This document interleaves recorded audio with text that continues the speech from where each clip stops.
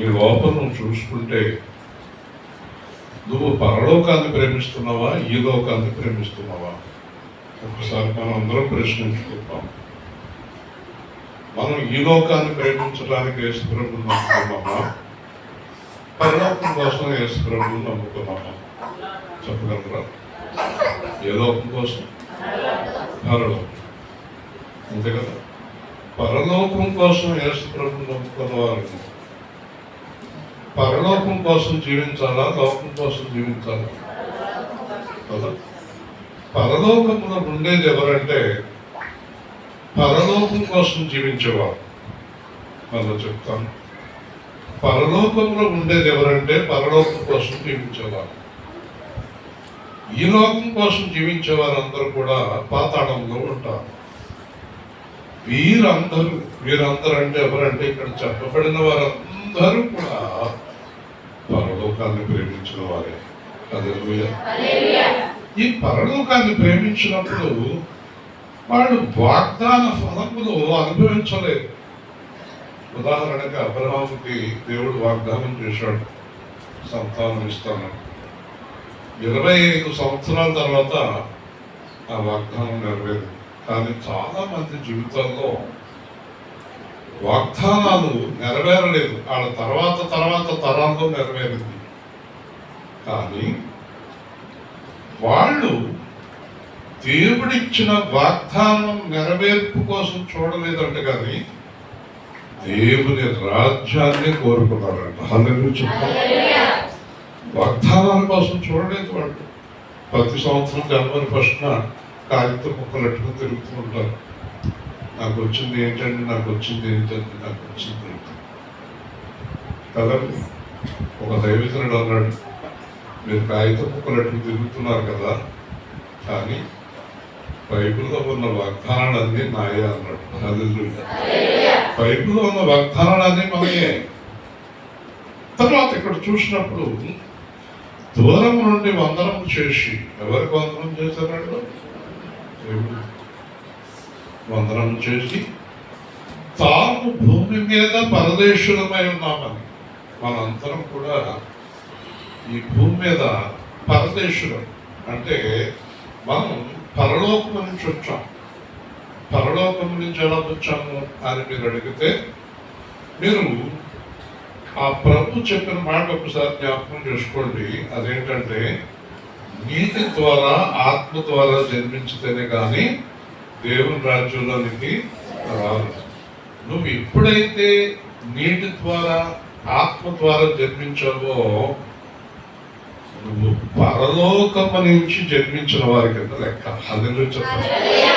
ఈ లోక జన్మ సమాధి అయిపోయింది, సమాప్తం అయిపోయింది. కొత్త జన్మ ప్రారంభమైంది. ఈ కొత్త జన్మ ఎప్పుడు ప్రారంభమైందంటే బాప్తిసం పొందినప్పుడు, తర్వాత పరిశుద్ధాత్మలో బాప్తిసం పొందినప్పుడు కొత్త జన్మ ప్రారంభమైంది. దాన్ని బట్టి వీఆర్ బిలాంగ్స్ టు హెవెన్. ఎప్పుడైతే కొత్త జన్మ మనం జన్మించామో ఇంక లోకంతో సంబంధాలన్నీ కట్ అయిపోయినాయి.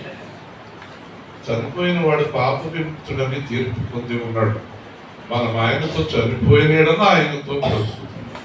చనిపోవడం అంటే అర్థం ఏంటి? పాత స్వభావం చనిపోవాలట, కొత్త స్వభావం రావాలట. ఒకసారి వాక్యం చెప్పాక ఈ గొప్ప తర్వాత నాకు కనిపించి, నా హృదయం చాలా సంతోషపడిందండి, కానీ మీ మీద నాకు చాలా ఈర్ష్యగా ఉంది అన్నాడు. చేతులు చేయి గట్టిగా పట్టుకుని, మీ మీద నాకు చాలా ఈర్ష్యగా ఉంది అన్నాడు. ఎందుకంటే మీకు ఈర్ష్య అన్నాను. ఎత్తుగా ఉన్నారు, ఎర్రగా ఉన్నారు, మంచి కంఠం ఉంది, అన్నీ ఉన్నాయి. మీ పక్కనేమో నేను కొత్తగా ఉన్నాను, నాకు ఈర్ష్యగా ఉందన్నాడు. నేనన్నాను, ఇవన్నీ ఇక్కడే కదండి, అక్కడ అందరం ఆయన దగ్గర ఉంటాం అన్నా. హల్లెలూయా. కాబట్టి ఇలాంటి జోకులు కూడా మేము ఇద్దరం చాలాసార్లు మాట్లాడుకున్నాం. మా ఇద్దరికి చాలా మంచి స్నేహ సంబంధం ఉంది. కాబట్టి ఈరోజు నేను రావడం జరిగింది ఇక్కడ. కేవలం ఆయన మీద ప్రేమతోటి వచ్చాను. కానీ మీరందరూ ఎంత ప్రేమిస్తున్నారో అర్థమైంది. మీరందరూ ఏడుస్తున్నారు. నాకు కూడా బాధ కలిగింది. ఎందుకంటే ఒక మంచి వ్యక్తి గురించి వినిపించడం మనకు అవసరమే. దుఃఖం వస్తుందంటే ఆయన మీకు ప్రేమను పంచేటాడు అనేది సాక్ష్యం కనిపిస్తుంది. హల్లెలూయా. మీకు దుఃఖం ఎలా వస్తుంది తర్వాత. కాబట్టి ఈ భూమి మీద పరదేశులకు యాత్రికులమై ఉన్నాం. యాత్ర అంటే మీకు బాగా తెలుసు. మనం ఎక్కడికైనా వెళ్ళామంటే, ఉదాహరణకి బెంగళూరు వెళ్ళాం, ఒక 100 రోజుల ట్రిప్పు. బెంగళూరులో ఎవరైనా మనల్ని మీది ఏ ఊరు అని అడిగినప్పుడు బెంగళూరు అంటారా, తణుకు అంటారా? చెప్పండి. బెంగళూరు అంటారా? మళ్ళీ ఆ వాక్కులు అయిపోయాక రైలు ఎక్కి మా ఊరు వెళ్ళిపోతున్నాం అంటారు. కానీ క్రైస్తవుల ఊరు బెంగళూరు కాదు, తణుకు కాదు, ఇండియా కాదు, అమెరికా కాదు, లండన్ కాదు, ఏమి కాదు. క్రైస్తవుల దేశం పరలోక దేశం. హల్లెలూయా. పరలోక దేశము. ఒకసారి నేను ఆస్తులన్నీ పోగొట్టుకుని ఇంటికి వచ్చాను. మొత్తం కొన్ని కోట్ల రూపాయలు పోగొట్టుకుని ఇంటికి వచ్చాక ప్రభువుని తెలుసుకున్నాక మా చుట్టాలు ఆవిడ వచ్చింది.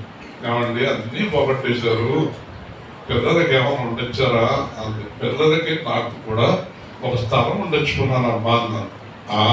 అనుకున్నాను మీరు ఎక్కడో దాచారు, బెంగళూరులోనా హైదరాబాద్లోనా, దానికి కాస్ట్ ఎంత అని అడిగింది. బెంగళూరు హైదరాబాద్ కాదమ్మా, నాకు నా భార్యకి నా పిల్లలకి యేసుక్రీస్తు స్థలం అక్కడ ఉంచాడు. స్థలాల గురించి చచ్చిపోతున్నారు, బిల్డింగుల గురించి చచ్చిపోతున్నారు, కార్ల గురించి చచ్చిపోతున్నారు, కొట్టేసుకుంటున్నారు కదండి. పాస్టర్ గారు గొప్పవాడు అంటే ఈ రోజుల్లో పెద్ద సంఘం ఉండి పెద్ద పెద్ద కార్లు ఉంటే గొప్పవాడు. ఒకవేళ ఏమీ లేవనుకుంటాడు. అంటే ఈ పాస్టర్ గారికి పెద్దగా ఆశీర్వాదం లేదు. మొదటి ఆయన అంటున్నాడు, నేను బహుగా ఆశీర్వదింపబడ్డాను అంటే పెద్ద సంఘం ఉంటేనా, పెద్ద కారు ఉంటేనా? కాదట. ఆశ్చర్యదింపబడిన వారు ఎవరంటే పరదేశులుగా జీవించేవారే ఆశ్చర్యదింపబడారు.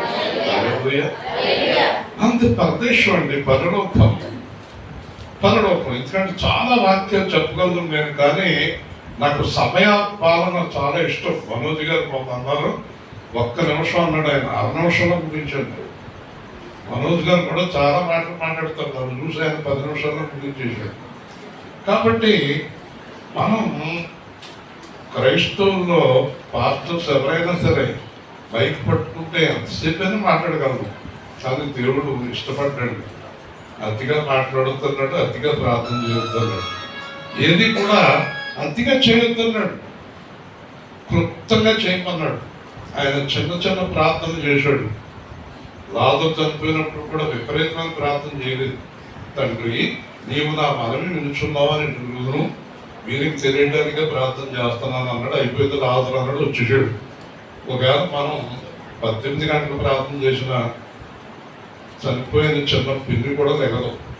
అంచేత ప్రార్థన కూడా విశ్వాస సహితమైన ప్రార్థన రోగిని స్వస్థపరచు. ఇప్పుడు మనం పరలోక సంబంధులుగా ఉండి ప్రార్థన చేస్తే యేసు ప్రభు ఆమేన్ అంటాడు. మనం ఈ లోకం కోసం డబ్బులు సంపాదించుకుని ప్రార్థన చేస్తే యేసు ప్రభు ఆమేన్ అనడు కనుక ఇక్కడ కార్యం జరగదు. అర్థమైందా? కాబట్టి ఇక్కడ యాత్రికుల పని ఒప్పుకొని ఇక్కడ ఒక ప్రమాణమైన పాయింట్ ఉంటుంది, విశ్వాసము గలవారై మృతి నొందిరి. చెప్పండి, చెప్పాలి. చాలా ఇంపార్టెంట్ పాయింట్, మళ్ళీ చెప్పాలి. చనిపోయే వరకు ఏం కోల్పోలేదు అని చెప్పండి. సహోదరుడు కూడా అలాగే ఉన్నాడు. చనిపోయే వరకు కోల్పోకూడదు ఏంటి అని చెప్పండి. మరి విశ్వాసము చాలా మంది కోల్పోలేదు అంటారా? కోల్పోయారు. పై కనపడం కోల్పోయారు. ఏ విధంగా కోల్పోయారు? ఒక పాస్టర్ గారు ఏ విధంగా కోల్పోయాడు? ఆయన మందిరం ఇచ్చేసాడు, ఆయన కారు ఇచ్చేసాడు. నేనేంటో ఎంతకాలం నుంచి చేస్తున్నా నాకేం ఇవ్వలేదంటే ఆయన విశ్వాసం లేదు. అలాగే చాలా మంది లోక సంబంధమైన విషయాలు కంపేర్ చేసుకుని విశ్వాసాన్ని కోల్పోతారు. ఎంతకాలం నుంచి నాకు నడునొప్పి తగ్గుతలేదు, దేవుడు ఉన్నాడా? చాలా మంది విశ్వాసంలో బలహీనంగా ఉన్నారు, కోల్పోయారు. కానీ మరణము వరకు నమ్మకముగా ఉంటుము నీకు జీవ కిరీటం ఇచ్చేదాం. హల్లెలూయా. జీవ కిరీటం ఎప్పుడు దాకా నమ్మకంగా ఉంటే కుదురుతుంది? అవునా? మరి మీరు అందరూ విశ్వాసం కలిగి ఉన్నారా? చెప్పండి. ఏమి ఉన్నా ఏమి లేకున్నా యెహోవా యందు ఆనందించదము. ఆనందం ఉందా? కేవలం పాడినా నీవుంటే నాకు చాలు యేసయ్యా కదండి, పాటేనా? నిజంగా ఉందా? కాబట్టి విశ్వాసం చివరి దాకా కాపాడుకోవాలి. తర్వాత ఇలాగ చెప్పువారు తమ స్వదేశమును వెతుకుచున్నామని విశదపరచుచున్నారు కాదా? ఎలాగ చెప్పువారు? ఇక్కడ ఏమన్నా లేకుండా నాకు సంబంధం లేదు, ఇక్కడ ఉన్న దాంతో సంబంధం లేదు, ఇక్కడ ఉన్న మనుషులతో సంబంధం లేదు, ఇక్కడ దండంతో సంబంధం లేదు, ఇక్కడ సన్మానాలతో సంబంధం లేదు కదండి. ఇవన్నీ ప్రేమతో జరుగుతున్నాయి, కానీ జరగకపోయినా పర్లేదు. ఒక దండ వేస్తున్నారు, ఏకపోయినా పర్లేదు, తిట్టినా పర్లేదు, కొట్టినా పర్లేదు, చంపినా పర్లేదు. అంతే కదండి క్రైస్తవ్యం. అంతే కదా, చంపినా పర్వాలేదు. యేసు ప్రభు ఏం చెప్పాడు? ఈ లోకంలో మీకు ధనము కలుగును అన్నాడా? ఈ లోకంలో మీకు శ్రమలు కలుగును. హల్లెలూయా. ఈ లోకంలో మీకు శ్రమలు కలుగును, మిమ్మల్ని చంపేవారు దేవుడు సేవ చేస్తున్నాం అనుకుంటున్నారు అంటాడు. వాళ్ళు చంపేస్తారు. రాబోయే రోజుల్లో నేను ఈ మాట ఖచ్చితంగా చెప్తున్నాను, రాబోయే రోజుల్లో క్రైస్తవ వ్యతిరేకత బాగా పెరిగిపోతుంది. కాబట్టి మనుషులను చంపడం ప్రారంభిస్తారు, సంఘాలను హింసించడం ప్రారంభిస్తారు, సువార్తలు ఆఫ్ చేయడం ప్రారంభిస్తారు. ఇవన్నీ జరుగుతాయి. నేనేమంటానంటే జరగాలంటారు. అదేంటంటే అలాగంటారంటే అవి జరుగుతున్నప్పుడే మన రాజు వచ్చేస్తాడు. హల్లెలూయా చెప్పండి, చెప్పండి. రాజు వచ్చేస్తాడండి. అందుకే ఈ లోకంలో ఎంతకాలం ఉన్నా ఒక కవి గొప్పగా రాశాడు, ఈ లోక యాత్రలో ఒకరోజు నవ్వు ఒకరోజు ఏడు. చెప్పండి. మేము ఎప్పుడు ఏడలేదు అన్నవాడు గుర్తు చేస్తాం. మేము ఎప్పుడు ఏడలేదు, ఎప్పుడు నవ్వుతూనే ఉంటాం అన్నవాడు గుర్తు చేస్తాం. ఎవరు లేదు. ఎందుకంటే ప్రసంగంలో చెప్తాడు, సుఖ దుఃఖములను దేవుడు జతపరిచి ఉన్నాడు. హల్లెలూయా. కాబట్టి మనందరం కూడా ఈ పరలోకాన్ని యేసుని చూసినప్పుడు వీళ్ళు తాత్కాలికంగా తొక్కపడుతున్నారు, కానీ వీళ్ళందరూ జాగ్రత్తగా మరణం వరకు ఈ పిల్లలందరూ నమ్మకంగా ఉంటే కొర్నేలు గారితో కలిసి మధ్యాకాశంలో విందు చేసే అవకాశం దొరుకుతుంది. హల్లెలూయా చెప్పండి, చెప్పండి. కానీ ఎలా ఉండాలి? మరణం వరకు. అలాగే మన ఏ దేశం? పరలోక యాత్రికుడను ఈ లోకములో సిలువ మోయుచు సాగుదు నిలలో. యాత్రికుడను ఈ లోకములో సిలువ మోయుచు సాగెద నిలలో. అమూల్యమైన సదముగా పొందితి నేను యేసునే. కదండి, నా దగ్గర చాలా సంపద మీకు, నా దగ్గర ఎంతో ఎవరు లెక్క పెట్టలేరు. ఆ సంపద పేరు యేసుక్రీస్తు ప్రభు. యేసుని మించిన సంపద ఏమి లేదు. ఆయన ఎవరికో 1,00,000 కోట్లు ఉందంట, ఆయన ఎవరికో 5,00,000 కోట్లు ఉందంట. ఒక రోజు నేను అన్నాను, అందరికంటే నేను ఉన్నవాడు అన్నాను. అందరి కంగారు వచ్చింది. అప్పుడు ఏం కంగారు వచ్చిందని, నేను ఎక్కడో దాచేసి ఉంటాడు. అవును, యేసు ప్రభు చెప్పాడు, మీ ధనము పరలోకములో దాయబడి ఉన్నది. హల్లెలూయా. నేను చాలా ఐశ్వర్యవంతుడిని. ఎవరిలో? యేసులో. యేసులో ఐశ్వర్యవంతుడు. కాబట్టి వీళ్ళందరూ కూడా స్వదేశమును వెతుకుచున్నారు. స్వదేశం మనం చిన్నప్పుడు స్కూల్లో చెప్పేవాడు, India is my country, India is my country. Yes, now Jesus kingdom is my country. కాదపోయి యేసుక్రీస్తు రాజ్యమే నా రాజ్యం, నా దేశం. అలాగే వారు ఏ దేశం నుండి వచ్చారో ఆ దేశంలో జ్ఞాపకం ఉంచుకున్న ఎడల మరల వెన్నుటకు వారికి వీలు కలుగు ఉంటుంది. ఒక ఆయన రైల్వే స్టేషన్కి వెళ్ళి మా ఊరికి టికెట్ ఇమ్మన్నాడు. విన్నారా? మా ఊరికి టికెట్.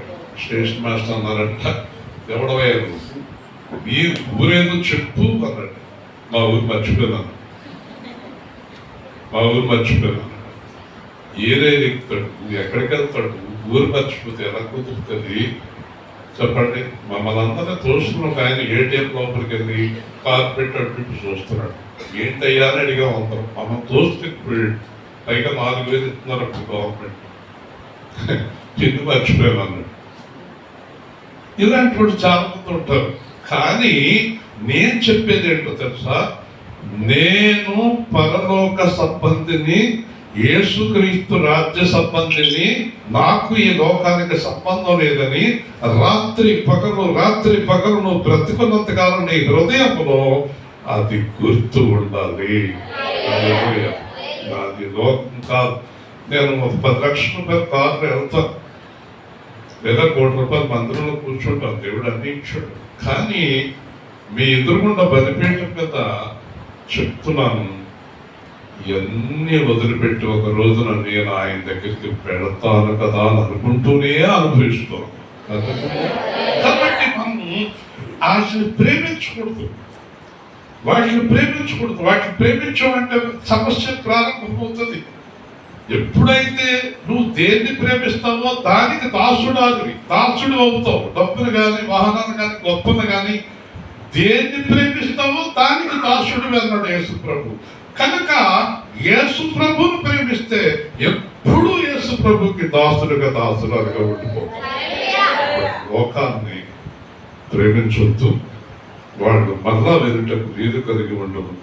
అయితే వారు మరి శ్రేష్టమైన దేశమును, పరలోక సంబంధమైన దేశమును కోరుచున్నారు. వాళ్ళందరూ ఏ దేశాన్ని కోరేదండి? అందరూ చెప్పండి.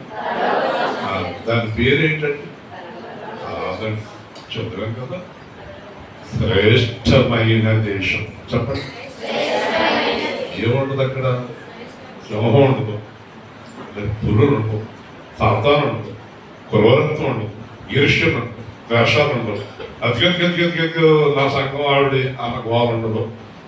అతిగతిగతిగా ఈ పాస్టర్ గారు ఆమె గోవ ఉండదు. పెద్ద ఆయన ఉండదు, చిన్న ఆయన ఉండదు. మనోజ్ గారు, నేను, హైదరాబాద్ సతీష్ కుమార్ కదండి, పాలయాంగి షుగర్, అందరం ఒక్క వర్షంలోనే కూర్చోవాలి. అక్కడ ఏళ్ళ వాళ్ళని ఏముండదు. ఎందుకంటే యేసు ప్రభు కూడా మనతోనే కూర్చొని ఉంటారు. అక్కడ పేద, గొప్ప, ధనిక, పెద్ద పాస్టర్ గారు, చిన్న పాస్టర్ గారు, గొప్ప ప్రవక్త, చిన్న ప్రవక్త, ఏ భేదాలు ఉండవు. హల్లెలూయా. అర్థమైంది? అందరూ ప్రభువుని పోలి ఉంటాము. కాబట్టి దాని పేరేంటండి? శ్రేష్టమైన దేశము. చెప్పాలి. ఇక్కడైతే ధనికుడు, పేదోడు, పెద్ద ఆయన, చిన్న ఆయన, అయ్యగారు, చిన్న అయ్యగారు, పెద్ద అయ్యగారు, చిన్న అయ్యగారు, పెద్ద అయ్యగారు, పెద్ద గొడవ, పెద్ద అంగి, పెద్ద అయ్యగారు, చిన్న అంగి, చిన్న అయ్యగారు. ఎన్ని గొడవలు ఇక్కడ! ఎన్ని గొడవలు! నన్ను కూర్చోమలేదు, నన్ను ఉంచోమలేదు, నన్ను పట్టించుకోలేదు. ఇక్కడ అంత బాధలే, ఇక్కడ అంత కష్టాలు, ఇక్కడ అంత శ్రమలే. ఏమన్నాడు? గట్టిగా బతికితే 70 లేదా 80, అది కూడా ఆయాసము తోపు. కాబట్టి ఆ దేశము చెప్పాలి, శ్రేష్టమైన దేశం. పౌలు ఒక మాట అన్నాడు. ఏమన్నాడు చెప్పు? బ్రతుకుట క్రీస్తే. చావు లాభమేంటి? చావు లాభమేంటి? ఇప్పుడు పొందేరుగా చూసారు అది ఎంత లాభమో. బ్రతుకుట క్రీస్తే, చావు అయితే లాభం. అంటే ఎవరు అనాలంటే యేసుక్రీస్తు కోసం జీవించేవాడికి బ్రతకటం కంటే చావే మేలుట. ఇంచేత చనిపోయిన వెంటనే ఈ గోళలన్నీ వదిలిపోయినాయి. ఏమో ఏ రోజులు పడిపోతాను అన్నాడు పౌరే అన్నాడు. అందరికీ బోధించాక నేను భ్రష్టుడైపోతానేమో అని భయపడుచున్నాను. ఎన్ని కబుర్లు చెప్పినా మనందరం మానవులు. ఎవడైనా నేను పాపం లేని వాడిని చెప్పుకుంటే యేసుక్రీస్తును అవమానపరిచినట్టు అన్నాడు యోహాను. పాపం లేని వాడు ఎవడో చెప్పండి, మీరు ఎవరైనా ఉన్నారండి? పాపము లేని వారు ఎవ్వరు లేరు. బట్ యేసుక్రీస్తు నీతి మనకు నీతి అంతేనా? తర్వాత పరలోక సంబంధమైన దేశములకు అందుచేత తాను వారు దేవుడిని అనిపించుకున్నటకు దేవుడు వారిని గురించి సిగ్గుపడడు. ఇప్పుడు మనం ఎవరిని సిగ్గుపరచకూడదు చెప్పాలి. ఎవరి గురించి సిగ్గుపడ్డు? మోషేనేమన్నాడు? నా ఇల్లంతటిలో నమ్మకమైనడు. దావీదు ఏమన్నాడు? నా హృదయానుసారమైన మనుష్యుడు. కదండి, వింటున్నారా? యేసు ప్రభు మెచ్చుకున్న వారే ధన్యుడు. కాబట్టి దేవుడు ఎవరి గురించి సంతోషిస్తాడో చెప్పి ముగిస్తున్నాడు. అయిపోయింది. ఎవరి గురించి సంతోషిస్తాడు చెప్పాలి. పరలోక సంబంధమైన జీవితం కలిగిన వారి గురించి సంతోషిస్తాడు. హల్లెలూయా. లోకంలో కొట్టుకునే వారి గురించి ఎవరికి సంతోషం ఉండదు? ఎవరికి ఉండదు. ఇప్పుడు మనం ఎవరిని సంతోషపరచాలి? అందరూ చెప్పండి. ఎందుకు సంతోషపరచాలి చెప్పగలరా? ఎందుకు సంతోషపరచాలి? నా గురించి, నా పాపం గురించి చనిపోయిన వాడు ఒకే ఒక్కడు, ఆయనే యేసుక్రీస్తు. కాబట్టి నేను ఎవరిని సంతోషపరచాలి? నా జీవితం అంతా ఎప్పుడు దేవుడిని బాధ పెట్టకూడదు. పరిశుద్ధాత్మను దుఃఖపరచకండి అన్నాడు. మీరు ఎప్పుడైతే లోకం గురించి మాట్లాడుకుంటూ జీవిస్తారో దేవుడికి దుఃఖం కలుగుతుంది. మీరు ఎప్పుడైతే పరలోకం గురించి మాట్లాడతారో దేవుడికి సంతోషం కలుగుతుంది. కాబట్టి ఆయన వారి కొరకు ఒక పట్టణము సిద్ధపరచండి. ఎవరి కొరకు మాట్లాడండి. వాక్యం అర్థం కొందరి గారు ఉంటే గొడవ చేసేది మీరు చెప్పండి. ఎవరి కొరకు సిద్ధం చేశాడు దేవుడు? చెప్పాము. ఇప్పుడు దాకా చెప్పాము. చెప్పి ఎవరి కొరకు సిద్ధం చేశాడు? పరలోకాన్ని ప్రేమించే వారి కొరకే దేవుడు సిద్ధం చేశాడు అన్నమాట. దేవుణ్ణి ప్రేమించేవారు, పరలోకాన్ని ప్రేమించేవారు, వాక్యాన్ని ప్రేమించేవారు, పరిశుద్ధతను ప్రేమించేవారు, యథార్థతను ప్రేమించేవారు మాత్రమే దేవుడికి ఇష్టం. లోకాన్ని ప్రేమించేవారు, మీరు ఇంటికి చదువుకోండి, లోకాన్ని ప్రేమించేవారు దేవుడికి విరోధులు. లోకాన్ని ప్రేమించేవారు దేవుడికి విరోధులు. లోక సంబంధులు దేవుడికి విరోధులు. బాధాకరమైన విషయం ఏంటంటే చాలా మంది లోకాన్ని ప్రేమిస్తున్నారు, పరలోకాన్ని ప్రేమించడం లేదు. నేను అనుకుంటాను పర్లేదు గారు, మీరందరూ చెప్పేదాన్ని బట్టి, నేను కొద్దిగా చూసిన దాన్ని బట్టి ఆయన యేసు ప్రభు ప్రేమించారు, యేసు ప్రభు రాజ్యానికి వెళ్ళారు. ఎందుకంటే ఈరోజు ఇక్కడ ఇంత కార్యక్రమం జరిగి నేను కూడా వాక్యం చెప్పడానికి వచ్చానంటే నా హృదయంలో ఇవ్వాలి. నేను ఎక్కడ దేవుడిని ఒకటే ప్రార్థన చేస్తాను. నేను ఏదన్నా ఒక కార్యక్రమానికి వెళితే అది మీ చిత్తం అయితేనే పంపించండి అంటాను. కాబట్టి తప్పకుండా ఈ కార్యక్రమాన్ని దేవుడు ఆశీర్వదించాడు. మీ అందరికీ మేలు కలుగుతాను.